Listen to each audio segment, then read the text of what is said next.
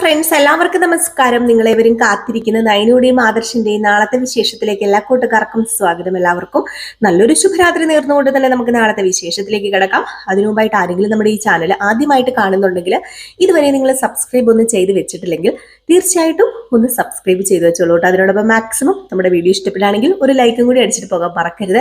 അപ്പോൾ കുറച്ച് ദിവസം ആയല്ലേ നമ്മൾ ഈ ഒരു പ്രമോ വിശേഷമായിട്ട് വന്നിട്ട്.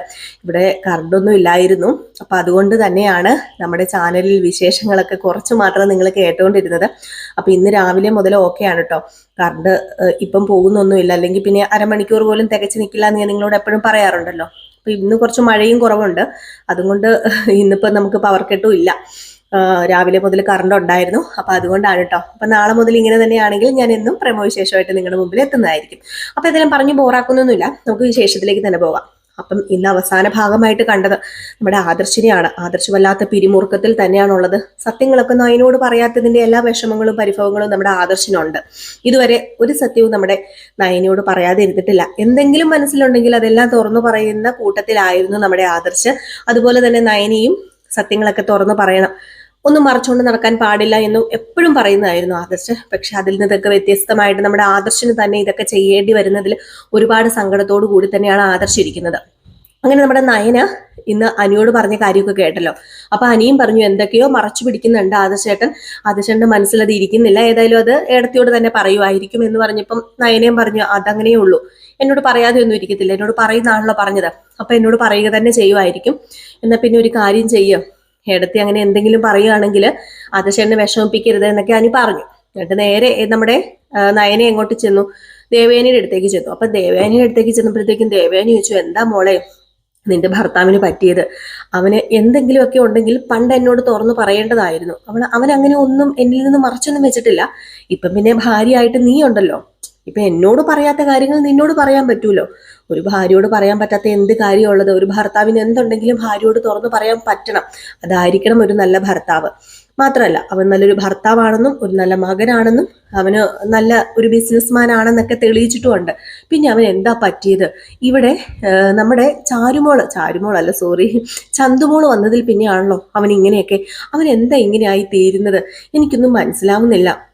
എനിക്ക് തോന്നുന്നത് ഇനിയിപ്പം നമ്മളിൽ നിന്നും എന്തെങ്കിലും മറച്ചു വെക്കുന്നുണ്ടോ? അത് അച്ഛൻ അറിയായിരിക്കുവോ? നീ ഒരു കാര്യം ചെയ്യും, നീ മുത്തശ്ശനോട് പോയി തന്നെ ചോദിക്കുക. നീ ചോദിച്ചു കഴിഞ്ഞിട്ടുണ്ടെങ്കിൽ മുത്തശ്ശനൊന്നും മറച്ചു വെക്കില്ല. അച്ഛനെല്ലാം നിന്നോട് പറയൂല്ലോ എന്ന് പറഞ്ഞപ്പം അത് പിന്നെ ഞാൻ എങ്ങനെയാ അമ്മയെ പോയി ചോദിക്കുന്നത്? ഇതിനെക്കുറിച്ചൊന്നും ചോദിക്കരുത്, പറയരുത് എന്നൊക്കെ അല്ലായിരുന്നോ മുത്തശ്ശൻ പറഞ്ഞത്? ഇവിടത്തെ ഒരു കൊച്ചുമോളെ പോലെ തന്നെ ചന്തുമോളെ കാണണം എന്നൊക്കെ പറഞ്ഞിട്ട് ഞാനത് വീണ്ടും ചോദിക്കുന്നത് ശരിയാണോ? അതൊരു തരത്തിൽ പറയുന്നത് മോള് പറയുന്നത് ശരിയാണ്. അത് ശരിയല്ല, മോള് ചോദിച്ചാലും വിചാരിക്കും എന്തിനാണ് എപ്പോഴും എപ്പോഴും ഇങ്ങനെ ചോദിക്കുന്നത്, ചിലപ്പോൾ അത് നിനക്ക് ഇഷ്ടമില്ലാഞ്ഞിട്ടാന്നേ ഓർക്കത്തുള്ളൂ. ഹേയ്, ആ കുഞ്ഞെനിക്കിവിടെ നിൽക്കുന്നത് കൊണ്ട് എന്ത് ഇഷ്ടക്കേടാണമ്മേ? ആ കുഞ്ഞിവിടെ നിൽക്കുന്നതിന് എനിക്ക് സന്തോഷം മാത്രമേ ഉള്ളൂ. എന്തോ ഞാനൊരു അമ്മയായ പോലെയോ ഒക്കെ എനിക്ക് തോന്നുന്നുണ്ട്. ഒരു അമ്മയുടെ സ്നേഹം എനിക്ക് ആ കുട്ടിക്ക് കൊടുക്കാൻ കഴിയുന്നത് പോലെയൊക്കെ എനിക്ക് തോന്നുന്നുണ്ട്. ഒരിക്കലും ഒരിക്കലും ആ കുട്ടി എനിക്കൊരു അധികപ്പറ്റല്ല. ഞാൻ ആ കുട്ടിയെ സന്തോഷത്തോടു കൂടി തന്നെയാണ് സ്നേഹിക്കുന്നത്. പക്ഷെ ആദർശേട്ടൻ കുഞ്ഞു കുട്ടികളെയൊക്കെ വലിയ ഇഷ്ടമുള്ള കൂട്ടത്തിലല്ലേ? അതെ, അവന് കുഞ്ഞു കുട്ടികളെയൊക്കെ വലിയ ഇഷ്ടമുള്ള കൂട്ടത്തിലായിരുന്നു. പക്ഷെ ഈ കുട്ടിയോട് മിണ്ടുന്നുമില്ല, ഇവളോട് കളിക്കുന്നുമില്ല. എന്താണെന്ന് അറിയില്ല, എന്തൊക്കെയോ നമ്മൾ അറിയാതെ ഇവിടെ സംഭവിക്കുന്നുണ്ട് മോളെ. ഏതായാലും അത് ഞാൻ കണ്ടുപിടിക്കും അമ്മ ഉടനെ തന്നെ. ഇതിങ്ങനെ വിട്ടാൽ ശരിയാവില്ല. എൻ്റെ ആദർശേട്ടൻ്റെ മനസ്സ് കൈവിട്ട് പൊക്കോണ്ടിരിക്കുക. ആദർശേട്ടൻ ഇപ്പം ജോലിയിൽ പോലും ശ്രദ്ധിക്കുന്നില്ല.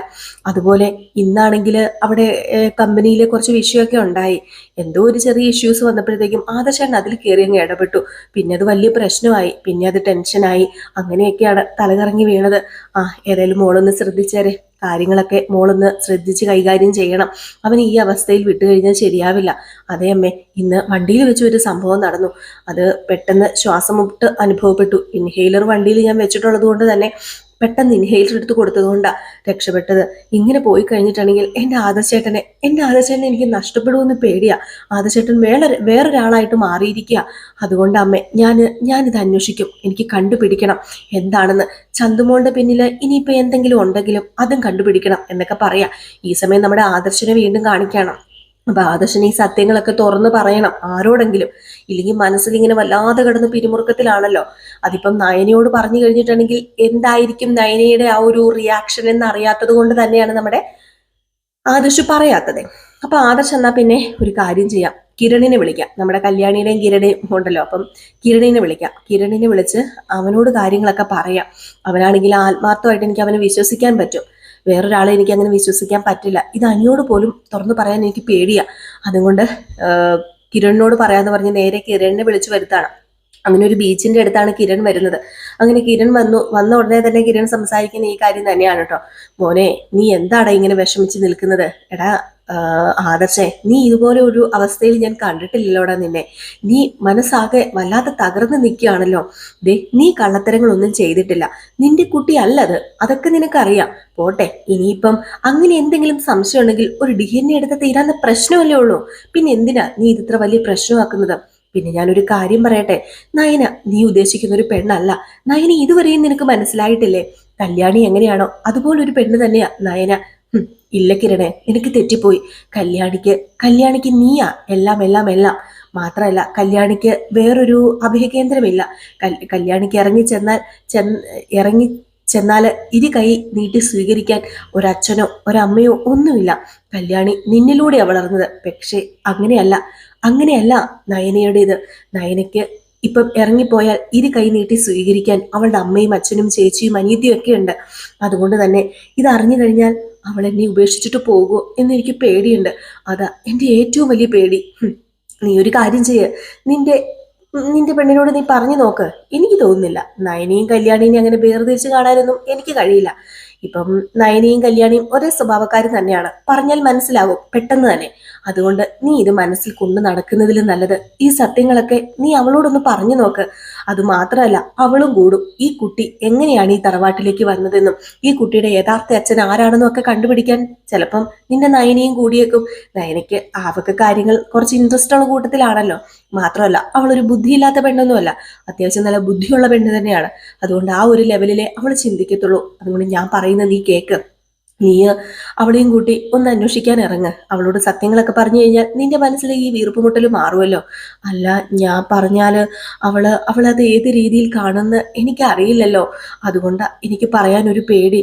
മാത്രമല്ല, ഈ വിവരം അനന്തപുരിയിൽ അറിഞ്ഞാൽ ഇനിയിപ്പം DNA എടുത്തു കഴിഞ്ഞാലും എന്തെങ്കിലും തിരിമറി നടന്ന് ഞാൻ തന്നെയാണ് ആ കൊച്ചിന്റെ അച്ഛനെന്ന് തെളിഞ്ഞാലോ? ഹേയ്, അത്ര ഒന്നും കാട് കയറി ചിന്തിക്കാതെ ആദർശേ. നിന്നെ ഇപ്പം അതിനു മാത്രം വലിയ തട്ടിപ്പൊക്കെ നടത്തിയിട്ട് അങ്ങനെ രക്ഷപ്പെടാനാണെങ്കിൽ ആ പെണ്ണിന് ഇപ്പം അസുഖമായിട്ടൊന്നും ഇങ്ങനെ കിടക്കില്ലായിരുന്നല്ലോ. ആ പെണ്ണ് ഏതായാലും മരണത്തിന്റെ വക്കിലുള്ളപ്പോൾ ആ പെണ്ണ് അങ്ങനെ പറഞ്ഞിട്ടുണ്ടെങ്കിൽ അതിൽ എന്തൊക്കെയോ സത്യം ഉണ്ടെന്ന് നിന്റെ മുത്തശ്ശനും വിശ്വസിച്ചിട്ടുണ്ട്. മൂർത്തി സാറിന്റെ അറിയാലോ, മൂർത്തി സാർ ചുമ്മാതെ ഒന്നും ആ കൊച്ചിനെ അവിടെ കൊണ്ട് താമസിപ്പിക്കില്ല. അപ്പൊ അതുകൊണ്ട് ആ പെൺകുട്ടി പറയുന്നതില് വലിയ ഇതൊന്നും ഇല്ലെന്ന് എനിക്ക് തോന്നുന്നത്.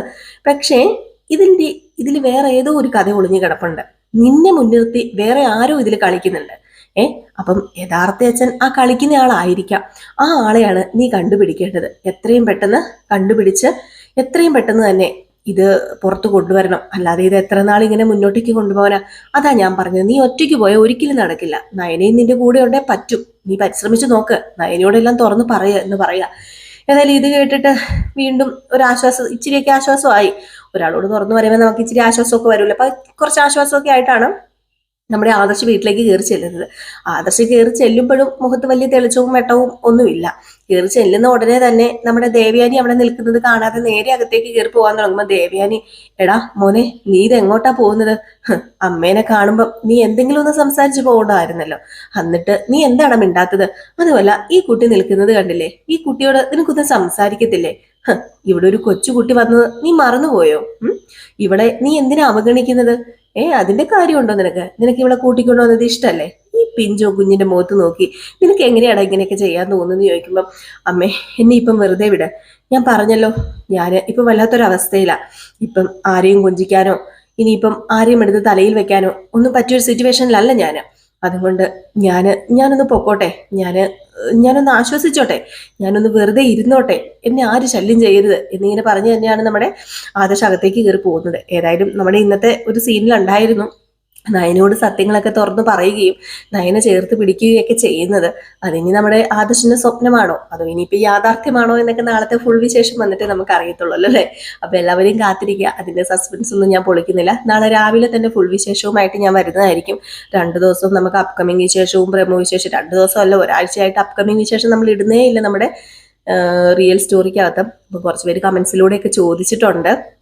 നമുക്ക് കറണ്ടിൻ്റെ ഇഷ്യൂസ് ഉള്ളത് കൊണ്ടാണ് കേട്ടോ എല്ലാ വീഡിയോയും ചെയ്യുവാനുള്ള ചാർജ് നമ്മുടെ ഫോണിൽ നിൽക്കത്തില്ല.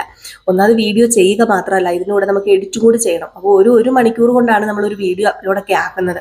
അപ്പോൾ എഡിറ്റ് ചെയ്യണം, തംബ്നെയിലൊക്കെ ഉണ്ടാക്കണ്ടേ. അപ്പോൾ അതുകൊണ്ട് തന്നെ ഒരു 2 വീഡിയോ ചെയ്യുമ്പോൾ 2 മണിക്കൂറായി. ഈ ഫോണിൽ തന്നെയാണ് നമ്മൾ ഫുള്ളും ചെയ്യുന്നത്. അപ്പം നമുക്ക് എന്ത് പറ്റും, ചാർജ് ഇറങ്ങിപ്പോവും. അപ്പോൾ അതുകൊണ്ടാണ് കേട്ടോ വീഡിയോസ് ഒന്നും കണ്ടിന്യൂസ് ആയിട്ട് നമുക്ക് ഇടാൻ പറ്റാതിരുന്നത്. പക്ഷേ ഇന്ന് മുതൽ നമുക്ക് രാവിലെ കറണ്ട് ഉണ്ട്, കുഴപ്പമൊന്നുമില്ല. അപ്പം നമുക്ക് നാളെ മുതൽ പഴയ രീതിയിൽ തന്നെ ഊർജിതമായിട്ട് തന്നെ മുന്നോട്ടേക്ക് വരാം. നമുക്ക് കഥയൊക്കെ ഇടാം കേട്ടോ. അപ്പോൾ എല്ലാവരും കാത്തിരിക്കുക. എല്ലാവർക്കും വീണ്ടും നല്ലൊരു ശുഭരാത്രി നിർത്തുകയാണ്. ലൈക്ക് അടിച്ചിട്ട് പോകാൻ മറക്കരുതേ. അപ്പോൾ എല്ലാവർക്കും ടാറ്റാ ബൈ ബൈ.